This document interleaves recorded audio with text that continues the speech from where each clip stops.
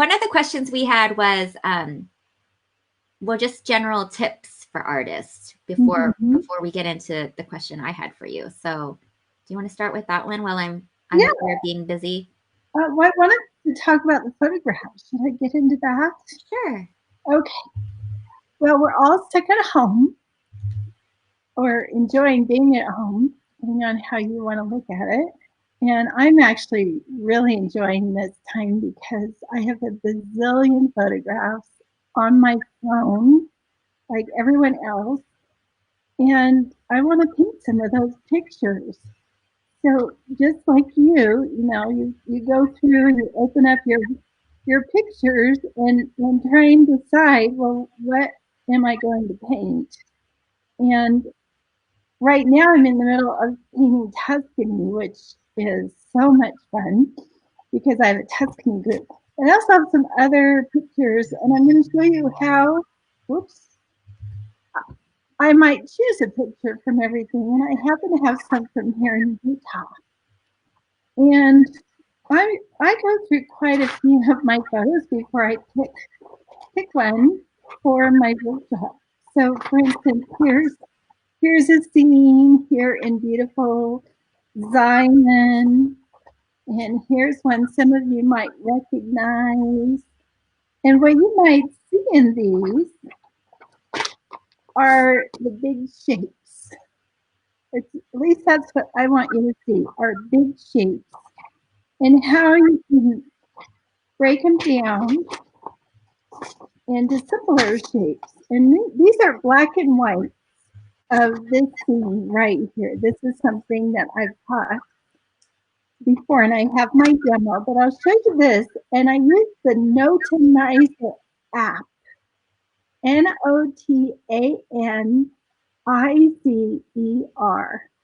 Notanizer, and you can get it on your iPhone and take any picture and turn it into this black and white so you really see the simple shapes and values. So that's what I'm looking for. And then also, where's your focal point in a picture? If you can't decide where to land, then maybe it's not a good picture or it's too busy. But this one, I really like how the flowers draw you in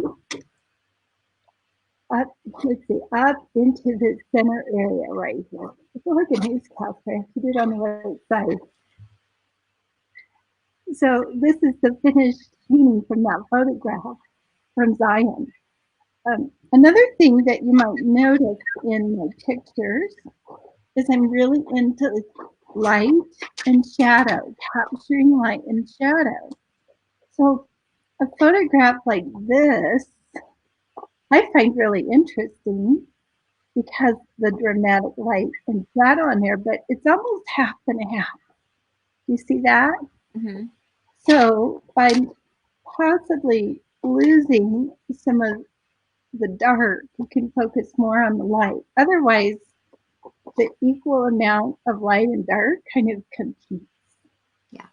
So without getting too complicated, just to think about finding something with good shapes that you can recognize easily. Of that. Did you want to show like the end result ones? Oh, look at that. Oh, here's the Zion painting. And it's really about that big shape. And I show how to paint this in my quick sketch program. And using the same approach, I have some others from Utah. Same idea, look for the big shape and capture that. Or, the light and shadow. These are all quick sketch studies. Here we go. Aren't they fun? Yeah. Drawing these are really quite easy because you're just focusing on shapes. And then you get into color and value. Often with artists, we get so excited about color that we lose track of the shapes and values. And so I start with the shapes, get the shapes right and the values, and then you can do whatever you want with the color. it'll work. So here's that one. Oh, wow. It's a little bit about Utah. And it's a mini lesson on shapes. Mini lesson on shapes. I like that. Mm-hmm. I'm going to see, let's see. I'm going to go back to Facebook, see if anybody has any questions for Cindy. I know some of you are in her quick sketch class. If you click all the way through to Sacred Fire Creative and type your questions in the comments there, then I'll be able to bring those up onto the screen for her. So that'll be really helpful. Let me just take a little peek and see if I haven't missed anything. Okay, haven't missed anything yet. All right. But if you're watching, you can send some questions over for Cindy. There you go. Sure. And then you mentioned something that you use to take it from, is it from color to black and white? It's a notanizer, N-O-T. N-O-T-A-N-I-Z-E-R. Okay.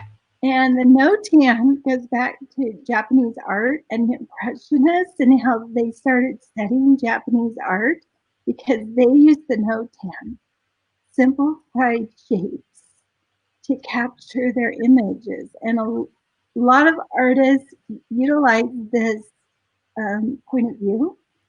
I learned actually more about the notan when I was studying Georgia O'Keeffe's work and how she really got into this book that was written in like 1912 about studying the notan. And then I found this app that makes it super easy. I wonder if I have something in there. So what exactly does it do? It doesn't just turn it black and white, but it kind of reduces. Well, it can, let me find it. I haven't used it for a while. I mean, I don't need it. Mm-hmm. I was trying to figure out how to do a self-portrait. Oh. See how it breaks down the subject into simple shapes. Ah, I see. And I can take it. I don't like having it as me, but anyway, you can see there's my picture. It'll do it in black and white and a value. And here's the value. I'm going to turn this into a self-portrait. People want me to do a portrait workshop. And then here it is in black and white. Isn't that cool?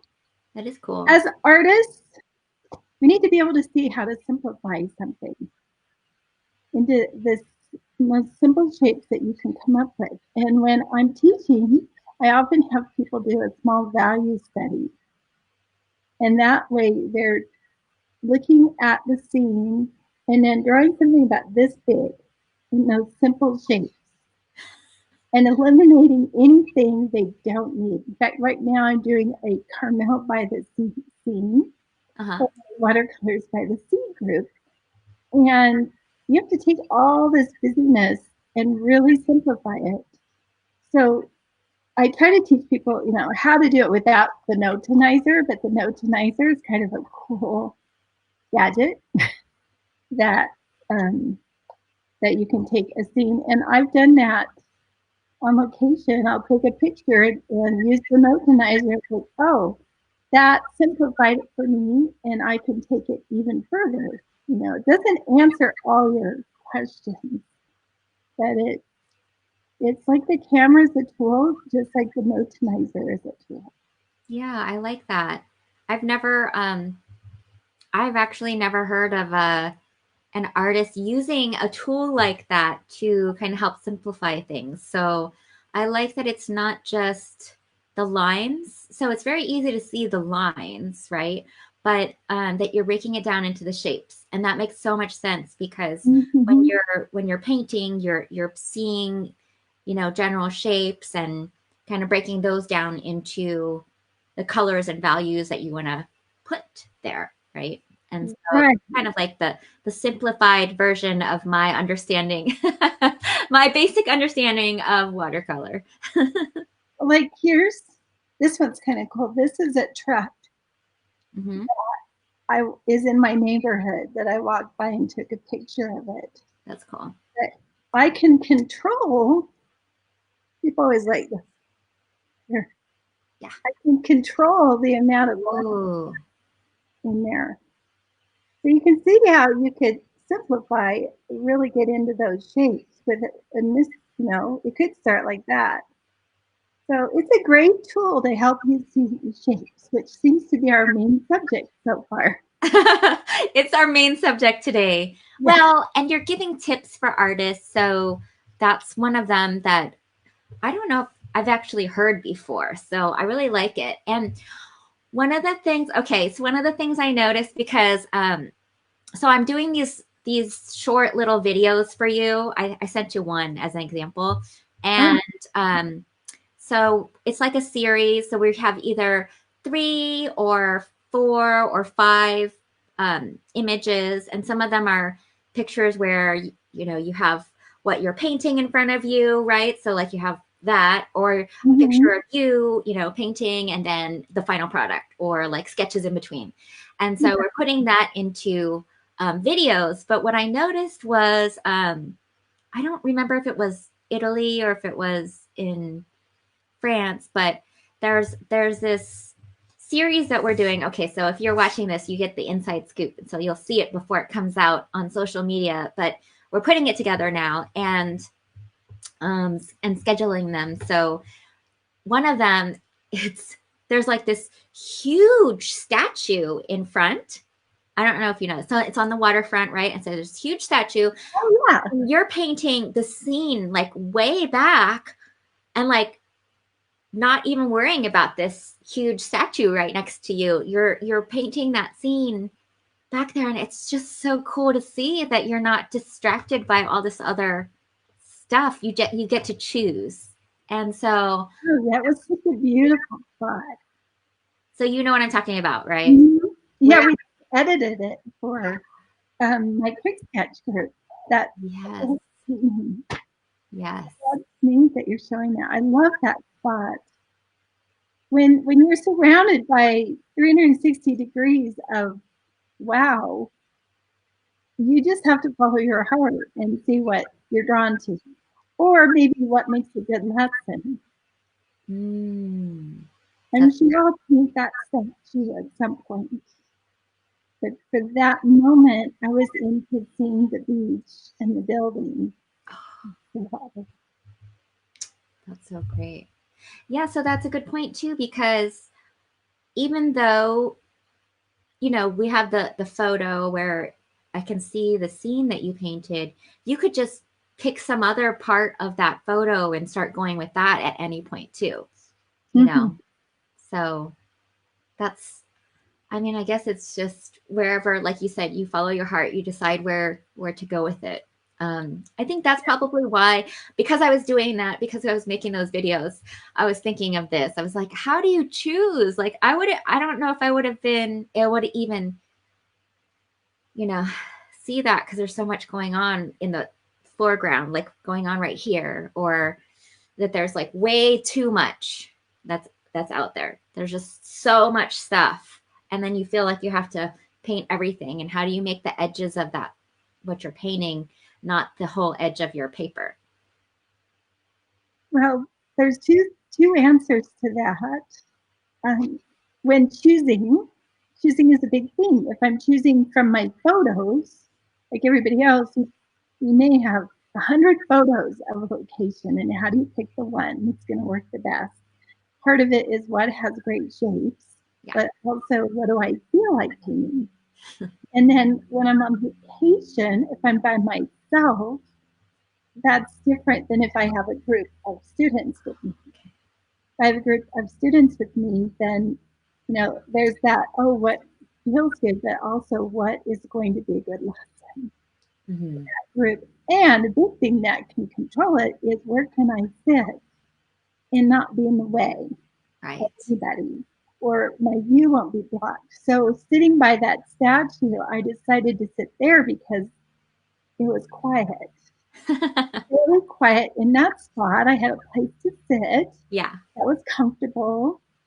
And my husband was with me, so he had a place to sit. It wasn't awkward. And that happens sometimes in like Pienza, Italy. There's a spot that we often sit to paint. It's in the shade. There's these ginormous steps, and you can look in 3 different directions and have something to paint. So that can have something to do with what you choose to paint on location is where can I sit and be happy and have something beautiful.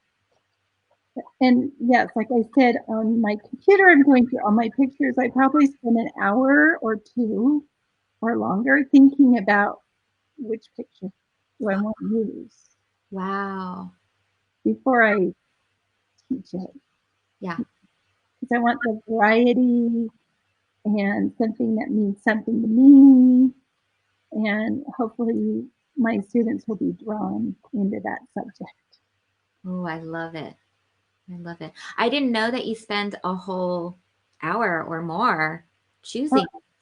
So long, more than I'll think about it and then I'll come back. Oh, the other part of that was how do you decide where to finish Yeah. the edges? And sometimes I'm doing a vignette. Like, oh, here's one. This is a vignette. And I'm deciding I don't need to put all the walls in. I'm going to stop because this has everything I want it to say in this doorway. And same with like this. It's just about the window and the wisteria. I don't need to put everything in. But sometimes, of course, I have lots of vignettes. Sometimes I want to go to the edges because I feel like I want the entire scene in there. And it really depends on where my heart is. Mm. And if it's a great big painting, generally my big paintings go clear to the edge. Okay. But not always. It depends on my design. If you can focus on the main subject and kind of use part of it as you work your way out, the details on the edges aren't as important as what's in the middle. Your heart, it's intuitive to some degree where you know where to stop, when to stop. But I teach that in my lessons on, this is a vignette. This is all you need. And let's see. Where's the vignette? Oh, here's a good one. Here's a vignette. Just a study of a farmhouse in France. And literally around the corner from that was this one, where I go clear to the edges of the painting. For in here, I really wanted the whole story. And in this one, it's just about the cute little farmhouse and the vines. And I'm done. And then you're done. I love it. I would say you're just so amazing, and I'm always in awe of all of your pieces. I like everything. I know it's kind of bad because I'm a huge fan. I'm like fangirling you while I'm interviewing you, but I know you have a lot of students, and a lot of what you do is for your classes and for teaching and for your workshops and your online programs. Do you get to do painting for you? I mean, like, do you get to do paintings where you're like, this is definitely going to be part of my private collection or never seen by anybody else? Do you ever get like, do you ever feel like that? Like, okay, this is going to be not for sale. Honest, the majority of the paintings that I do from my online programs and my classes are for me. Aww. Because I'm picking things that I really want to paint. Mm-hmm. And it's hard to give them up. I give some away in my groups. I have prizes and they're hard to give away. I love my small paintings.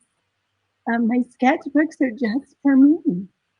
And I realized a long time ago I was painting lots of big frame it and put it in a show type paintings. And I still do some of those. that I realized those were gone. You know, they go in the gallery and then they get bought and they're gone. And I've actually been holding on to more of those lately. That my sketchbooks are like treasures to me. And I'm trying to record when I'm painting in my sketchbook so I can turn those into lessons. But they're really from the heart. I love it. Yeah, your sketchbooks are amazing, and you know we get to see some of your paintings in your sketchbooks because you know you get to share them on social media and everything, and in your groups and in your classes. What do you have there?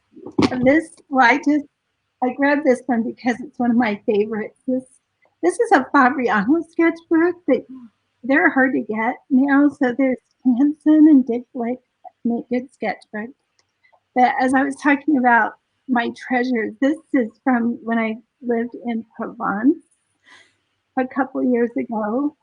And literally, this was a time where I just painting for me. Yeah. And, you know, there's different scenes from around town. And it's just one example of my sketchbooks. You see some of these in my Instagram, and some of them we haven't seen. I know I need to take more pictures. I was like, hey, some of those are new. This is a spot where I walked by so many times. I finally sat down and painted it. And I like to write in my sketchbooks too. Oh. So that's what I'm encouraging people to do, is just do it. Just have fun with it. It doesn't have to be a masterpiece. It doesn't have to all be finished. Some things are more involved than others. And some are just fun little studies. I think I have a video of it somewhere that I did here in Roussillon. I'm getting excited about France because hopefully we're going to France. Oh, yay. We only have 2 spots open. Ooh. So we're looking forward to that. But this is what we do. Oh, this one's a Daniel Smith. I recognize that. Oh, I love that. I filmed that when I was in Provence. Some things don't have to be finished all the way. So cool. So your lines can just be whimsical. I don't know, some things I've shown. This is a video that's also on my YouTube that I did as a webinar for my students. Nice. and for guests. So I do primarily webinars for my students, but now and then I'll post one on YouTube for people to see so they get an idea what it's like. And we're doing more paint-alongs now. Nice. Send the picture out to my students and they're painting along with me. Yeah, how's that going? It's going really well. In fact, now it's like that's what they want. Oh, okay. Because there's that live aspect of us all going through it together at the same time. So almost every webinar going forward for my groups is going to be a paint-along. Wow.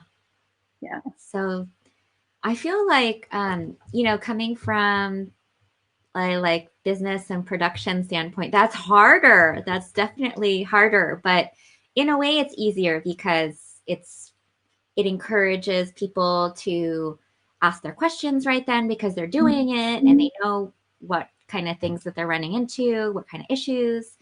Oh, here's one of your students. Maybe one of your students.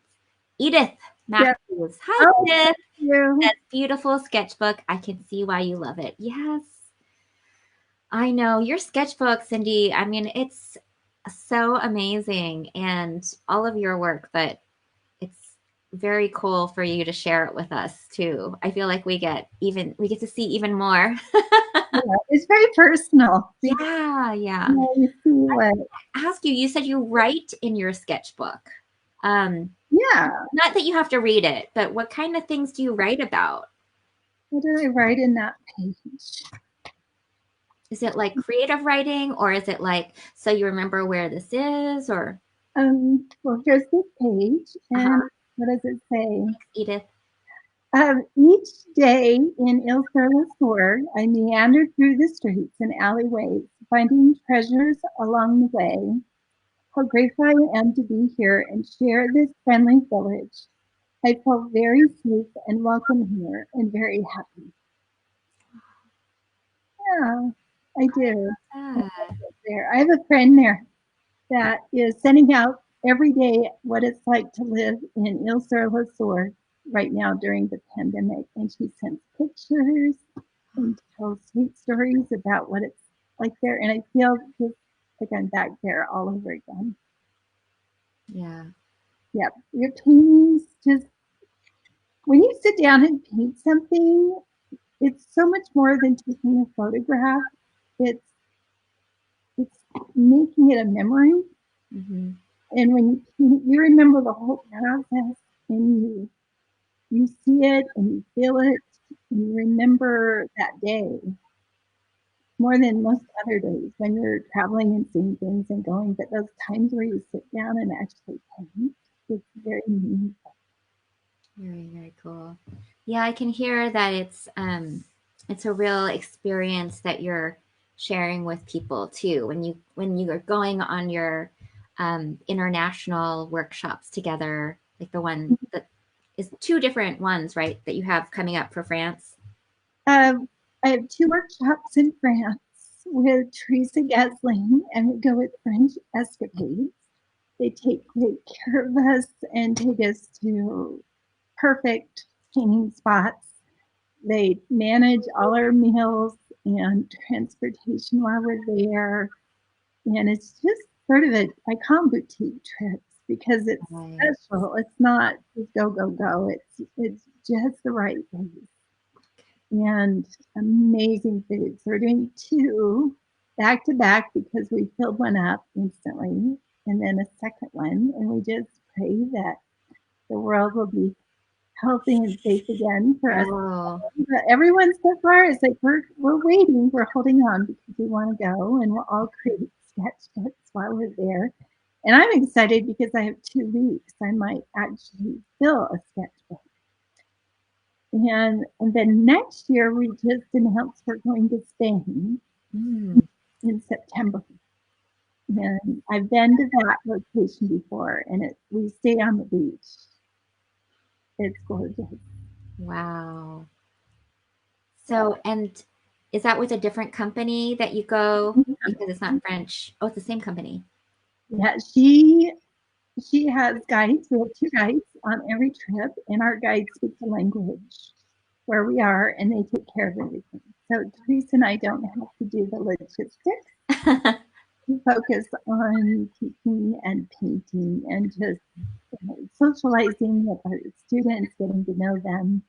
That's so great. I know a lot of your students are friends with one another. We had some people on last time who were encouraging each other to join. I think they probably signed up because you only have 2 spots left, right? So somebody must have signed up. And so you do have one online, or actually 2 online programs that are open right now. Any word on how long your quick sketch is going to be open, or kind of undecided right now? I think I'm going to leave Quick Sketch open for a few more weeks because people are very distracted right now. Yeah. And so I want to keep that open for a while. Paint Tuscany, probably. I don't want to set a date. It's don't like, set a date here. No, yeah, it's okay. And Watercolors by the Sea, I'm finishing up the 12th module. And we are going to put that out again at some point. And I'm working on new, smaller packages. Very cool.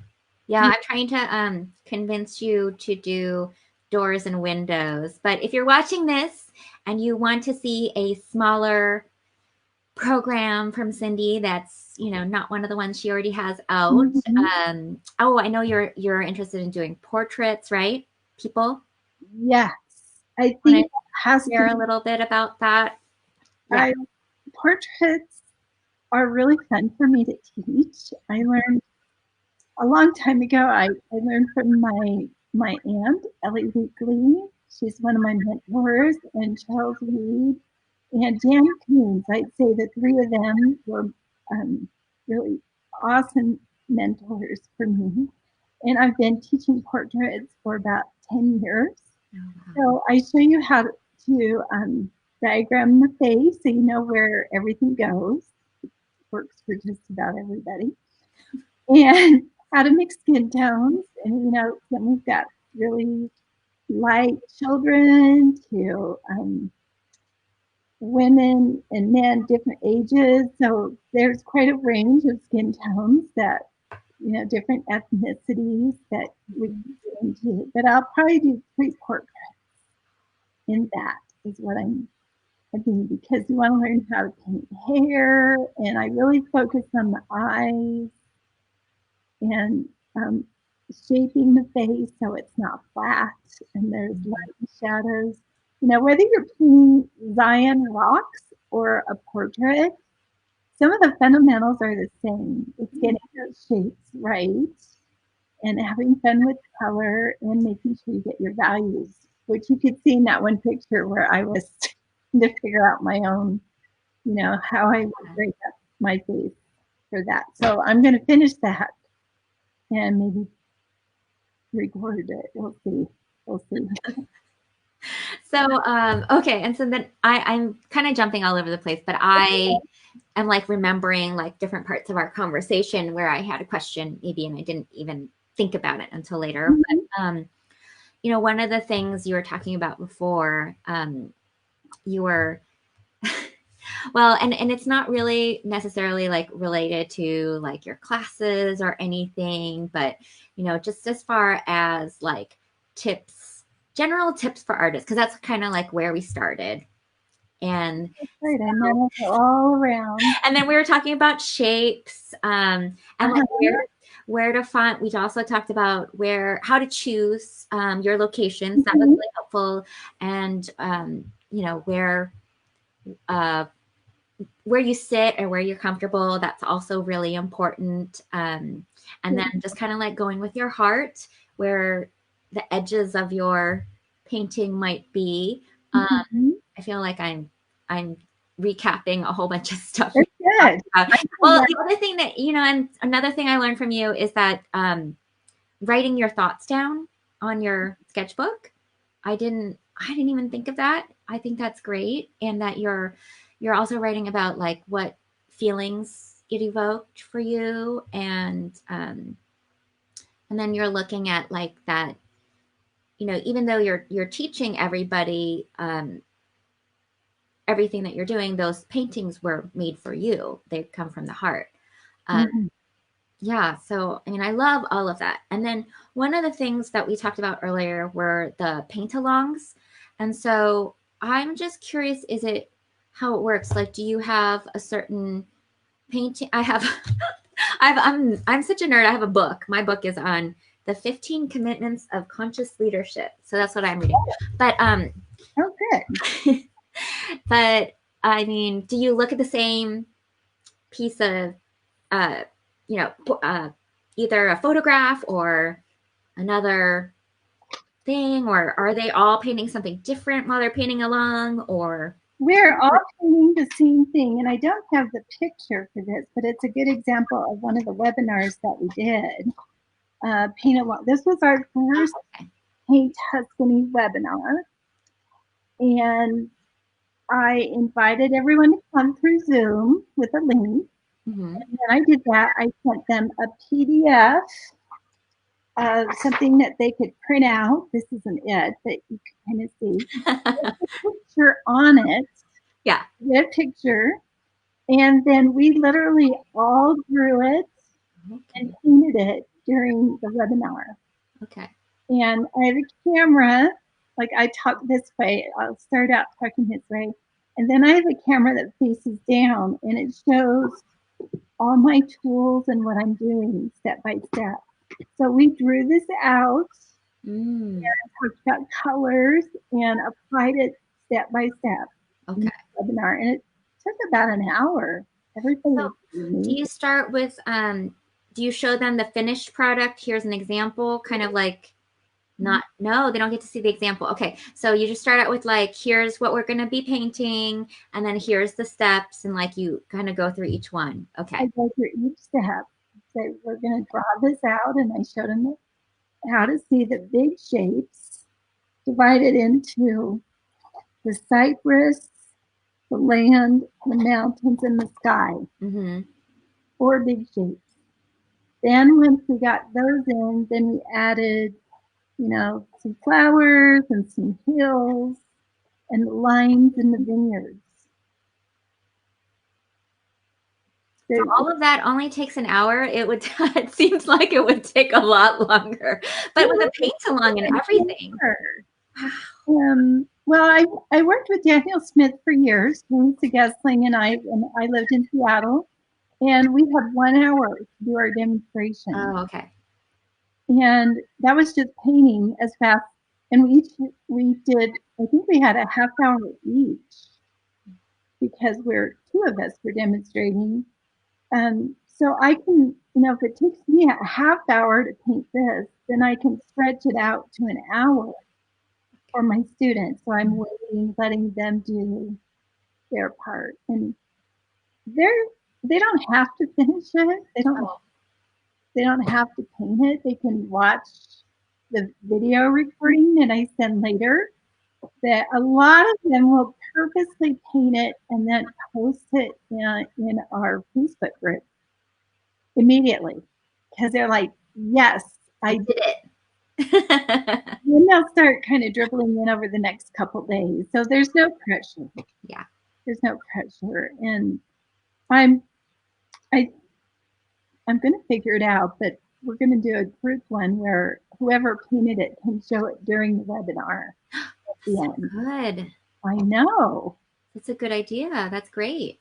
Well, this is all reminding me that, so I love that you're doing this. From like a business marketing point of view, it's also, well, it's not just business and marketing. It's like you're creating that customer experience for them.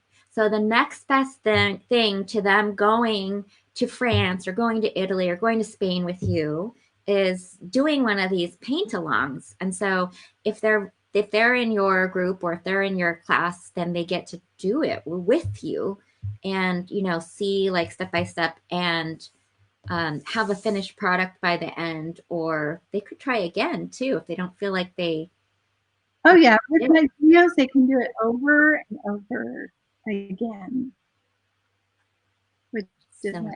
And rewind and rewatch and like, well, what did she say? I always put the colors I used in my videos and some.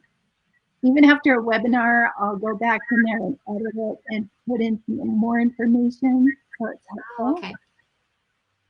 One thing I do want to mention is with French Escapades at the end of the month, I think it's going to be the end of the month, Teresa and I are doing a live workshop for a week where we have an orientation in 2 hours every day for a week. Wow. A live stain workshop. And it'll be like a paint along, but they're even more focused, in depth. So is that something that people need to register for, or? Yeah, they haven't put the information up yet. Okay. But it's on French Escapades and under View. I think they're calling it View. View, okay. I'll have to post the links for my people or send out an email. So if you're not subscribe to my newsletter at cindybriggs.com. Yeah. And then you'll get the announcement because I think they're only allowing. So I'm always working on, especially now since my summer workshops are getting canceled. Mm-hmm. With organizations I work with, so we're going online for more and more. But right now, I have programs that are awesome, so you don't have to wait, and you can do it anytime. Yeah, and you have a whole community. I mean, that's the other thing that it's you know, you're not necessarily painting by yourself. You paint by yourself at home, but then, you know, people are posting them online and just really adding words of encouragement for one another. And so I love that. I love seeing all of that support from everybody. And we all comment in Facebook in our private group. And I try to comment on everybody's painting. I can't get on there every day, but I'm on there a lot because I want to see what people are doing. It inspires me to do more when I see the amazing work that is being done. And we have people, we just got a new sign up from Toronto today. Yeah, I thought it would be fun before we wrap up to say welcome to your new students. So I have the list and I was going to kind of say their first name. Say their first name. Yeah. So today Morella signed up and she's from Canada. Jane, Mary, Julia, Joan, Celeste. Those are the ones from this week, I think. And then there's like a whole bunch from. I always look.